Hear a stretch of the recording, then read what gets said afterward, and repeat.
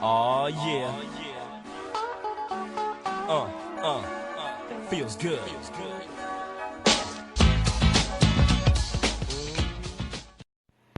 What's up, y'all? It's your girl Songbird. It's Dante Black. And we're back for another episode of your favorite internet show. What is it? Polar Opposites. The Melanin Edition. I don't know where I always look forward to you actually saying it right, and I know you're not. Because I said the way it's supposed to be said. With a Jamaican accent? A fake Jamaican accent? Of course. Blood clot. I thought it was bumbleclot. You can say blood clot. You can say blood clot. Why would you call it a blood clot? Yeah. Ew. Because you blocking. That sounds unhealthy. Yeah, you stay blocking blessings. Me? Yup. Alright, if this is your first time tuning in, what's up? Thanks for tuning in.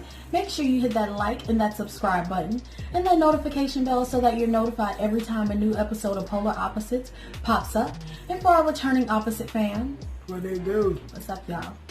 Alright, so let's get into today's topic. Right. A husband cheated on his wife. Wife cheats in return and ends up pregnant. Who tore the family apart? That bitch. 100% that bitch. Yeah. She fucked the family Why do you say that? Why do you think that? up. Okay. We just gonna break this down. The husband cheated. Right? Mm-hmm. Then she cheated in return. But she got pregnant. Slip up. Who's at fault? Minor That's setback. basically what the question is, right? Minor setback. So he cheated. He didn't say he cheated and then had a side piece. I mean, a side baby. He didn't say that. So that means he was responsible in his cheating. What? He's responsible, meaning he put on a condom when he went and bust down who he bust down. But her, she went out and most likely went back to familiar dick or an ex. And she felt comfortable letting him raw her and she got pregnant. See, I'm all for, even though I know that this doesn't sound right and it's not going to sound, I'm all for, you do something bad to me, I'm going to do it back to you in return. That's just King Petty. That's just what I do. I'm going to return the favor. If you want to be cheated on, then, if you want to cheat on me, then that means you want to be cheated on. So I'm going to go ahead and return the favor for you. If you don't want to be cheated on, don't cheat on me. That's just how it works. So she returned the favor to him, but she was careless in her decision. So yeah, y'all could have looked at the situation. Okay, cool. You cheated on me. I cheated on you. Okay, let's work it out. Let's work this out. Like what the boy Pleasure P say. I did you wrong. You did me wrong. All right, cool. But you took it a step further and you let some nigga raw you. So now we got a body. Now we got another body in this picture, this child. So you messed the whole family up. So we possibly could have went and worked through this, but bro, I can't stay married. I can't stay married to you and raise this child as if it's my own because it ain't mine. And every time I see him or her, that's going to be a reminder of what you did, not of what I did, of what you did. Yes, what I did, stem this, but you couldn't use a condom? Like, no. Alright, my opinion is that they both tore the family apart. One because he cheated and then she was trying to be petty and cheat back and ended up making a baby out of it. Like, I don't see where where one person has to take the blame. Like, everybody's actions dealt with this. But that ain't what the question asks. It say, who was at blame? It didn't say, did both of them have equal parts? No, but they're both to blame. That's my answer. Because of their actions, they are both to blame. I'll say this. I don't agree with that because I feel like anytime somebody cheats, it's a reason. Yes, I know. There is no good reason for cheating. I understand that. If you have to cheat, you might as well leave. I understand that. But this is not reality, folks. People going to go bust down who they bust down and they're going to come back and kiss you in your mouth. This is reality. So let's stop with the fantasy. This is reality. Okay? So I feel like there was something that happened in a relationship. Let's just say in a relationship they married. Maybe she stopped cleaning up. Maybe she stopped cooking. Sarah across the street, she clean up, she cook. I come home and I think the house should be clean. I think there should be food on the stove. She in the bed asleep. There's food on the stove. So I'm outside. Cooked food. Sarah, she come home. Sarah, she out there talking. We just having a conversation. I'm like, she haven't cooked. All right, listen. I'm about to start cooking, or I got off early today. I cooked something. You want me to make you a plate? Relationship start that way. I'm over there busting Sarah down, but I don't want to be busting Sarah down. I'm just busting Sarah down because of what you stopped doing.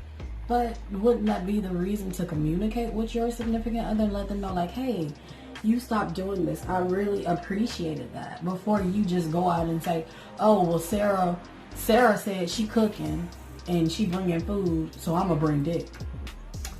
Yes, communication should be.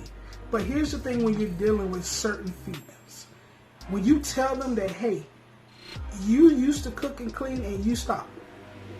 So what's going on with that? The very next thing that comes out of her mouth is, but you don't do this and you stop doing. That's the first thing that comes out of her damn mouth. As opposed to say, you know what? Yeah, I'm your wife. You're right. I have been slipping on my, my game. And I'm a tighten up. Thank you for bringing that to my attention. The first thing that's going to come out of your mouth is what you ain't doing. Now, it's like now it's a finger pointing thing. What you doing, what you ain't doing, what I'm doing, what I ain't doing. That sounds like a real immature relationship. It does, but it happens more often than not. And this is why we have these situations in our relationships. Because when somebody brings something to your attention that you slack on, instead of you taking the criticism and moving forward with it, you want to get defensive and you want to start pointing out the other person's shortcoming, as opposed to saying, you know what, you're right. When we did meet, this is how things was, and I got comfortable. I got married, I got comfortable, and I got lazy. But the same things that made you put a ring on this finger, I got to still keep doing it to keep that ring on this finger. And same thing can be said about the men. A lot of men, you get, complacent. Yeah, well, I was going to say you get lazy. And, you was out there a heartthrob with the six-pack, and then you get married, now you fat. She still want that six-pack. She still want it. I mean, yeah, you getting older in age. Love that person. Ain't That's that like much that song with Music Soul Child. As long as your love don't change, I'll love you till your hair turns gray. I'll still want you if you gain a little weight. A little. But if you gain a whole person, that's going to be a problem. Well, most people do gain a whole person when they have a child. And that's why.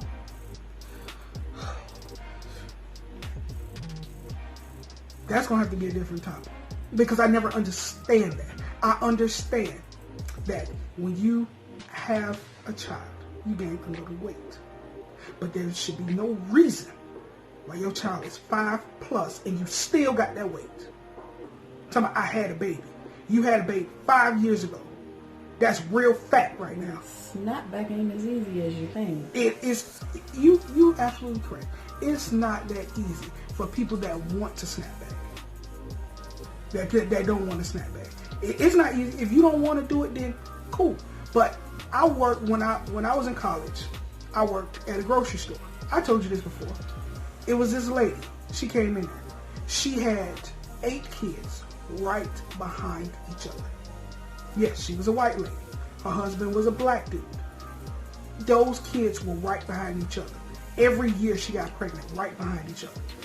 Do you know in between her being pregnant, this lady had a flat stomach? A flat stomach. You know why? Because first off, she ate the things she was supposed to eat. Every day when her husband got off of work, they went and they walked. She said that she was conscious of the food that she put in her body. And her husband said, I'm conscious of the food that I put in the house. If you don't put it in the house, she can't eat it. And I want my kids to be as healthy as possible. So they went out and they walked. She did light exercises. Once she had the baby and, everything gets, mended. Yeah, back to where it's supposed to be. What did she do? She started working out. Because she understands that when she met her husband, she was a certain kind of weight, which is what he was attracted to. So just because you have babies, that don't mean you need to blow up. This is what he's attracted to. You want to keep him, you need to get your ass in shape. Even when you do all of that, that still doesn't mean that he's going to stay faithful. It doesn't mean that he doesn't stay faithful, but it's a big chance that he will. it's a big chance that he would. He done jumped out. First off, it's hard for guys to get married anyway. But he's already went out and say he committed himself to say this is the only person he's gonna be with. All right, cool. That's one. That's a big one. Secondly, for the last 8 years, at least the last 8 years, he's been rawing you because you got 8 kids behind him each year. Each year you get pregnant. Just sounds like a problem within itself. But it doesn't matter. That means that he now has long-term goals with you. You guys live together. He's telling you ain't gotta work. He's taking care of everything. And they live well. Like, they live well. This lady, her personal vehicle at the time was a 745. It's not anymore. I don't know what it is. She probably needs a Sprinter. No, listen to what I'm saying. When she would come, to do her shopping or whatnot, she would come in an Escalade. She need to go to Sam's. Bruh, she would come in an Escalade. Or if she didn't, she had a Mercedes truck where she would bring some of the kids. Look at the level of vehicles. Do you know these vehicles are very expensive? Oh, yeah. And these 3 vehicles are for her to get the kids to and from. That has nothing to do with what he drives. So, she know that, hey, if I want to keep this level that, of money, and I want to keep this level that my kids are used to, I'm going to have to get off this ass. I'm going to have to go to work. I'm going to have to get this body back right. And I feel like a lot of females, you have 1 or 2 kids and then you let yourself go and you want to use that as I had a child as an excuse. There's no excuse for that. Yes, maybe year 1 to 3. But anything past 3, if you ain't got your body back to where you was before you got pregnant, you lazy. And you can call me what you want to call me, but it's the truth. All right, so what's you guys' take on this? Does the man that cheated ruin the family? Or tear the family apart, or does the woman who got pregnant tear the family apart? Leave us a comment down below and let us know what you think. Until next time, I'm Songbird. Dante Black. Chill till the next episode.